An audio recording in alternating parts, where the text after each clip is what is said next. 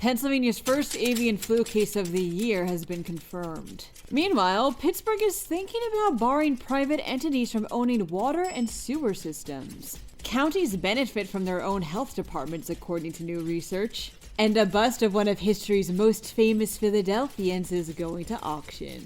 I'm Claudia Dimuro, and you're listening to Today in PA.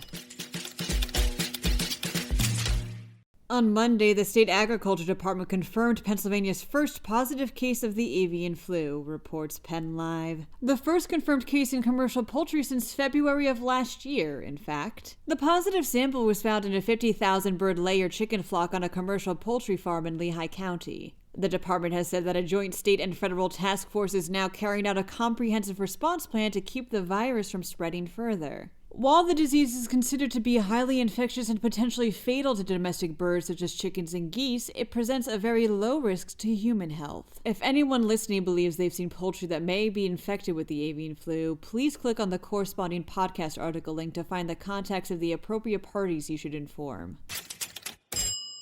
The Pittsburgh City Council introduced legislation yesterday that could potentially pose a referendum for citizens to vote on come May, reports the Tribune Review. One that would restrict the city from leasing or selling its water and sewer systems to private entities. Veolia Water was contracted to oversee the management of Pittsburgh's public water and sewers about a decade ago, something that's caused the chagrin of the public for quite some time. People claimed Veolia created new problems with these systems, and the city water and sewer authority eventually sued the company because of these claims. Advocates of this legislation believe it'll protect these systems against the same problems in the future, as well as from greedy companies who raise rates while the quality of the services go down. A public hearing to discuss the proposal has been called. Next, it would go before the council for a vote. More than 50 counties in Pennsylvania don't have local health departments, states why, but the ones that do greatly benefit from them. According to a new report published by researchers at Allegheny College, counties with their own health departments tend to have more primary care doctors, higher vaccination rates, and lower infant mortality rates, amongst other health benefits. These departments also investigate and respond to outbreaks of infectious diseases, inspect restaurants, and collect all kinds of health-related data, which can be crucial to a community. But, said Northampton County Executive Lamont McClure concerning this issue, quote, I think you would see broad support for the establishment of a county health bureau to help with tuberculosis, HIV, AIDS, maternal health care. The devil is in the details. I don't know that there is a great hunger for the establishment of another government bureaucracy.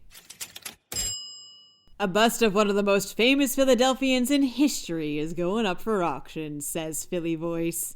A bust of Benjamin Franklin. Christie's will be auctioning off the bust next week, which it thinks will go for up to $300,000. The bust was created by Flemish artist John Michael Risbrock sometime between 1757 and 1762, making it possibly one of the oldest depictions of Franklin there is. That wraps up today's episode. For even more Pennsylvania news and beyond, visit PennLive.com. Also, please don't forget to leave this podcast a rating and to email me at todayinpa@PennLive.com with any thoughts you may have. Thanks in advance, and of course, thanks for listening.